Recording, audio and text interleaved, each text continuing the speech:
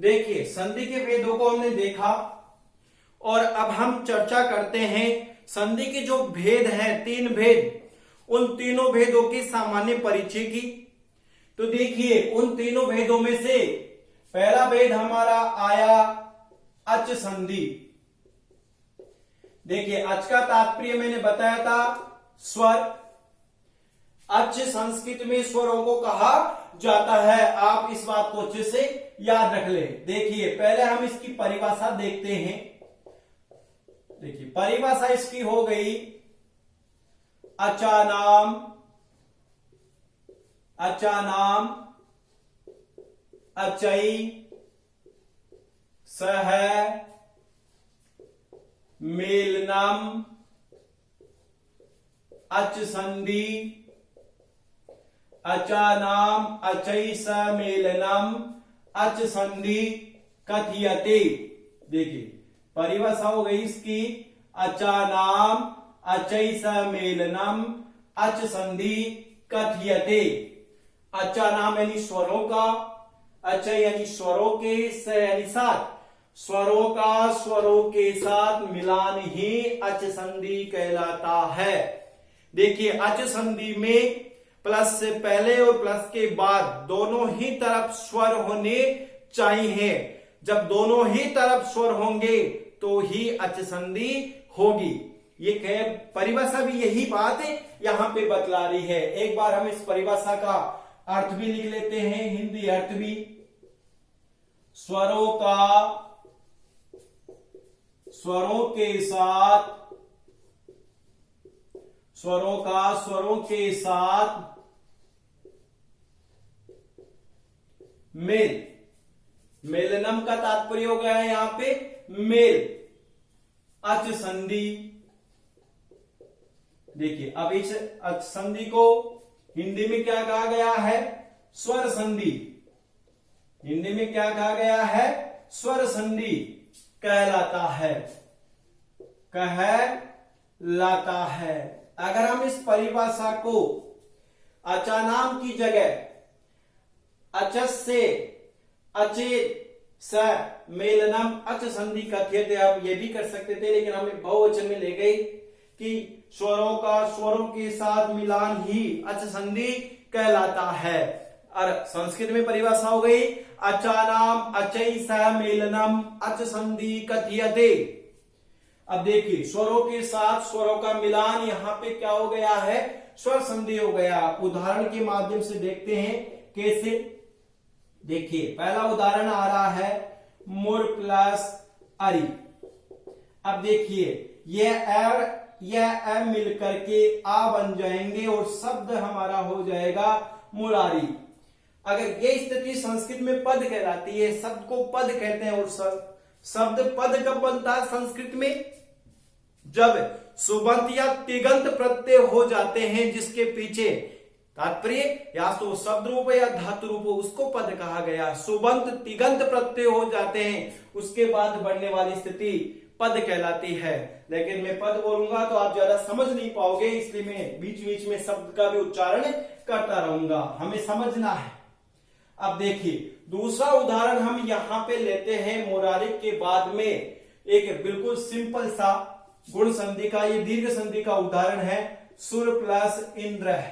अब देखिए यहां पे अगर हम मिलाते हैं ये ए और ई मिलकर के इन दोनों के सहयोग से ए बन जाता है और हमारा यहाँ पद हो गया सुरेंद्र। देखिए ए में परिवर्तन हो गया, लेकिन यहां पे भी इधर ए है र में और ये ई है, ए और ई मिलकर के ए हुआ है। उसी प्रकार से सदा प्लस ए, और अगर हम इसको बनाते हैं तो आ और ए मिलकर के आई में परिवर्तित हो जाएंगे और इनके योग से बना शब्द हमारा यहाँ पे जो पद बना है सदैव बना। अब देखिए यहां पे वृद्धि संधि है। अयादि संधि हो या यड़ संधि हो, दोनों तरफ स्वर होने आवश्यक है। दोनों तरफ स्वर होंगे तो ही स्वर को कार्य वहां पे होता है। इस प्रकार से ये अच संधि है। अब देखिए अच संधि के किन किन भेदों का हम अध्ययन करेंगे, उनको भी हम लिख लेते हैं, साथ के साथ लिखते भी रहे आप इनको। मैं हिंदी अर्थ तक मिटा देता हूं। देखिए, हम अध्ययन करेंगे दीर्घ संधि का। दीर्घ संधि,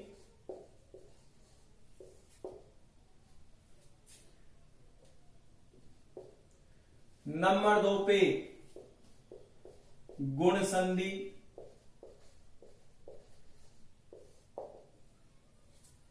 तीन पे हम अध्ययन करेंगे वृद्धि संधि का। साथ के साथ लिखते रहे।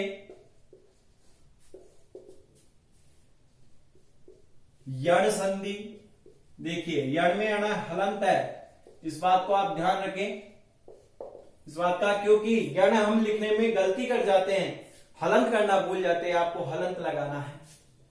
5 नंबर पे हम अध्ययन करेंगे अयादि संधि का। नंबर 6 पे पूर्व रूप संधि का, और नंबर 7 पे करेंगे हम अध्ययन पर रूप संधि का। देखिए, कक्षा 10 तक भी इन्हीं संधियों से ही प्रश्न पूछे जाते हैं।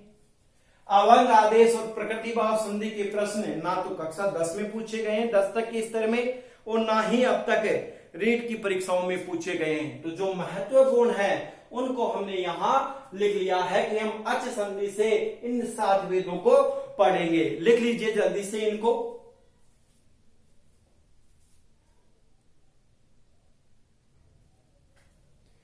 देखिए, अब हम लिखते हैं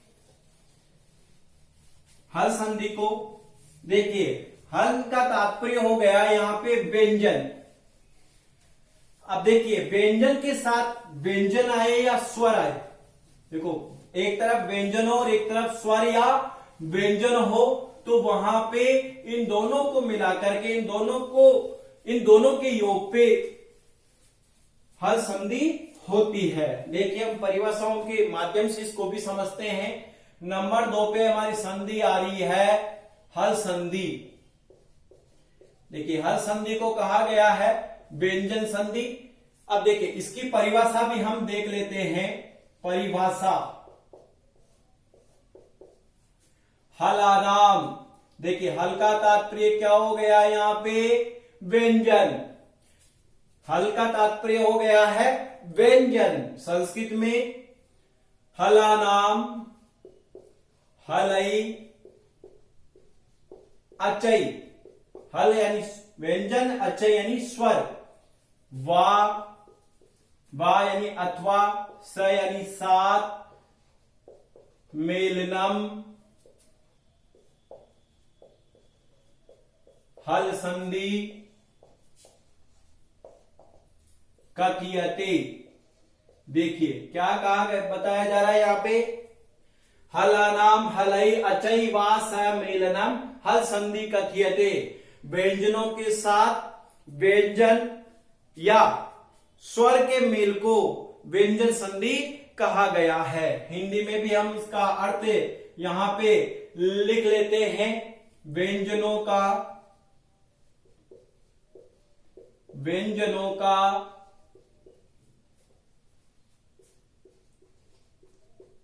व्यंजनों के साथ व्यंजनों का, व्यंजनों व, दोनों ही लिख लेते हैं। व्यंजनों व स्वरों के साथ मेल को व्यंजन संधि कहते हैं। हम ऐसे भी कर सकते हैं, या फिर व्यंजन स्वरों के साथ मेल, हल संधि। देखिएगा, इसका हिंदी में नामकरण क्या किया था हमने? क्या होता है? व्यंजन संधि। हिंदी में हल संधि को क्या कहा गया है? व्यंजन संधि कहा गया। व्यंजन संधि कहलाता है। अगर आप इसको मेल को हल संधि कहते हैं, हम ऐसा भी लिख सकते हैं। देखिए, उदाहरण की दृष्टि से देखते हैं कि कैसे व्यंजनों के साथ व्यंजन के मेल से कैसे व्यंजन संधि बनती है, या फिर व्यंजन के साथ स्वर के मेल से कैसे ये हल संधि या व्यंजन संधि बनती है। देखिए मैं अब आगे से व्यंजन संधि का नाम कम लूंगा, संस्कृत में हल संधि ही बोलूंगा और हल से आपको समझ जाना है व्यंजन संधि की बात हो रही है। देखिए एक उदाहरण है काफी प्रसिद्ध, आपने भी ये सुना होगा, जगत प्लस ईसर। देखिए ये त है, व्यंजन हो गया, ई यहाँ पे स्वर हो गया। तो व्यंजन और स्वर का अगर कहीं पे योग हो रहा है तो वहां पे भी हमारी परिभाषा के अनुरूप व्यंजन संधि होगी। और तय का क्या हो गया यहाँ पे द, और यहाँ पे हमारा पद बना जगदीश है। ये हमारी जसत्व संधि यहाँ पे हो रही है। जब हम जसत्व संधि में पढ़ेंगे तब देखेंगे कि तय का द कैसे हो गया। दूसरा उदाहरण देखते हैं, तो ये भी काफी प्रसिद्ध उदाहरण है, वाग प्लस ईसर। अब देखिए यहां पे भी एक तरफ व्यंजन है और एक तरफ स्वर है, इन दोनों को मिलाते हैं तो हमारा रूप बनता है वागीसय, और ये भी जसत्व संधि में ही है। देखिए यहाँ क को ग हो गया और ई आकर के मिल गया। अगर ये तो बात हो गई व्यंजन और स्वर की। अब हम देखते हैं व्यंजन के साथ व्यंजन के मेल को। इसमें उदाहरण आ रहा है हमारे दिक प्लस गजह। देखिए दिक प्लस गजह हमारा उदाहरण आया। देखिए ये भी व्यंजन है ग, और क हलंत है तो निश्चित है ये भी है व्यंजन। व्यंजन स्थिति बनी यहाँ पे, और उदाहरण जब ये बनेगा हम संधि पद बनाएंगे तो हमारा रूप बनेगा यहाँ दिग्गज। देखिए क को यहाँ पे क्या हो गया, ग हो गया। यह भी जसत्व संधि के अंतर्गत ही है। जब हम हर संधि पढ़ेंगे तो वहां आपको जसत्व संधि में ये सब कुछ बताएंगे कि कैसी कैसी स्थिति हुई। पहले तो आप ये समझ लीजिए, देखिए एक तरफ व्यंजन और दूसरी तरफ भी यहाँ क्या आ रहा है व्यंजन, तो भी ये स्थिति हो रही है। और अगर एक तरफ व्यंजन और एक तरफ स्वर हो तो भी यहाँ पे हल संधि हो रही है। डिटेल्स हम बाद में जब इनके भेदों के बारे में पढ़ेंगे तब अच्छे से समझेंगे। अब देखिए किन किन भेदों का हमें अध्ययन करना है वो भी हम लिख लेते हैं। कौन कौन से भेद महत्वपूर्ण हैं, साथ के साथ लिखते रहें ताकि लिखने में कोई समस्या आपको ना हो। देखिए नंबर 1 पे हम अध्ययन करेंगे स्तुत्व संधि का, स्तुत्व संधि। नंबर 2 पे ष्टुत्व संधि।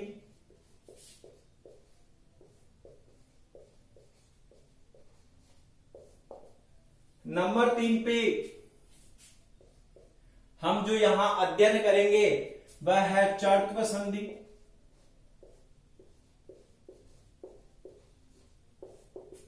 नंबर 4 पे जसत्व संधि। देखिए जो भी मैं नाम लिख रहा हूं ना संधियों का, ये अलग अलग नियम से हम समझेंगे इन सबको। 5 पे अनुस्वार संधि।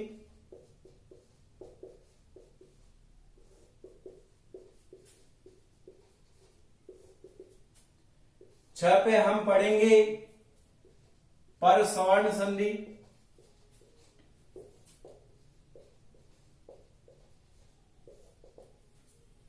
7 पे अनुनासिक संधि, अनुनासिक संधि, अनुनासिक संधि, और आगे लिख रहा हूं मैं इत्यादि। और भी रीत की दृष्टि से अगर हम अध्ययन करेंगे तो उसमें लत्व संधि, तुगागम संधि, छत्र संधि, अगर महत्वपूर्ण रहा तो पूर्व स्वर्ण संधि को भी हम वहां पे देखेंगे। अब देखिए अगर हम बात करते हैं वर्तमान कक्षा 10 के पाठ्यक्रम की, तो उसमें ये तीनों भेद नहीं चलते हैं। जसत्व संधि से प्रारंभ है, जसत्व, अनुस्वार, परसवर्ण, अनुनासिक, लेकिन परीक्षा में स्तुत्व संधि का उदाहरण भी पूछा गया है। पाठ्यक्रम में तो नहीं दे रखा, लेकिन बुक में अवश्य इन संधियों के बारे में, पूरे जितने भी मैंने संधियां लिखी है उन सब के बारे में दे रखा, और लत्व इत्यादि संधि के बारे में भी बता रखा है। इसलिए हमें ये सभी भेद पढ़ने हैं, और रीत में तो ये पढ़ने ही पढ़ने हैं। लिखिए इन सबको। अब चर्चा करेंगे हम विसर्ग संधि की। पहले यहां तक लिख लीजिए।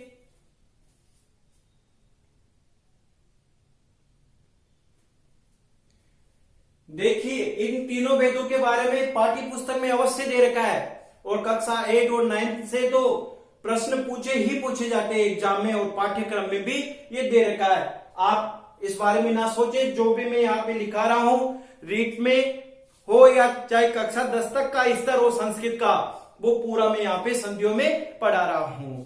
अब बात करते हैं हम विसर्ग संधि की। देखिए, विसर्ग के आधार पर जो संधि होती है वह विसर्ग संधि होती है। हम देखेंगे विसर्ग संधि में विसर्ग को कहीं पे स हो जाएगा, कहीं पे उ हो करके ओ हो जाएगा, कहीं पे र हो जाएगा, कहीं पे लोप हो जाएगा और कहीं पे विसर्ग का विसर्ग ही रह जाएगा, इत्यादि कार्य होंगे। तो हम पहले परिभाषा लिख लेते हैं विसर्ग संधि की। विसर्ग संधि, देखिएगा विसर्ग संधि की परिभाषा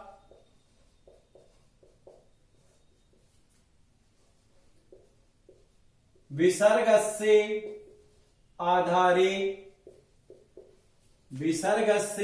आधारे यह संधि,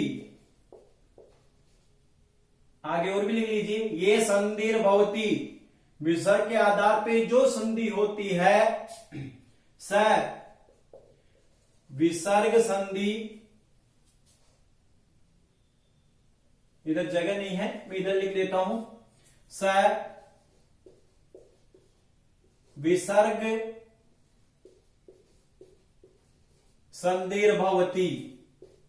देखिए, विसर्ग के आधार पे जो संधि होती है वह विसर्ग संधि होती है। हिंदी में भी हम लिख लेते हैं इसकी परिभाषा को, विसर्ग के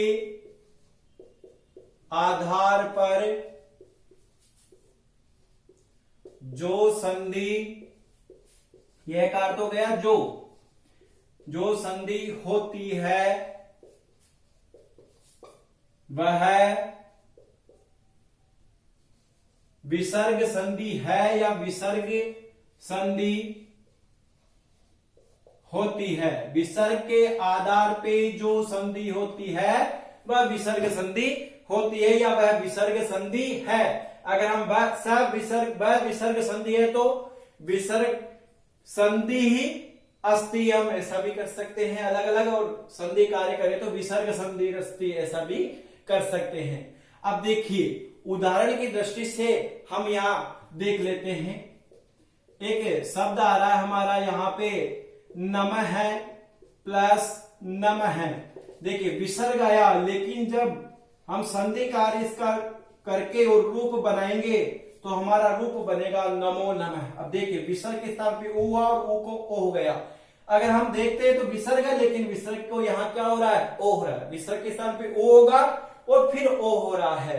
एक तो उदाहरण आ गया ये। दूसरा उदाहरण है राम है प्लस च, और जब हम पद बनाते हैं तो ये पद बन गया रामस्य, विसर्ग के आधार पे स हो गया है। इस प्रकार से ये विसर्ग संधि में विसर्ग को ही कार्य हो रहा है। अब देखिए, हम किन किन भेदों को पढ़ेंगे यहाँ पे। विसर्ग संधि का भेद हो गया, एक तो सत्व संधि। नंबर 2 पे हम पढ़ेंगे विसर्ग में भी एक विसर्ग संधि चलती है, विसर्ग संधि एक नाम है वेद का। हम नाम इसलिए कर रहे हैं कि हमें पहचानने में कोई समस्या ना हो। नंबर 3 पे हम पढ़ेंगे यहाँ पे उत्व संधि को। ये जो उदाहरण था उत्व संधि का था, और रामस्य उदाहरण था वह सत्व संधि का था। उत्व संधि के पश्चात हम पढ़ेंगे ऋत्व संधि को।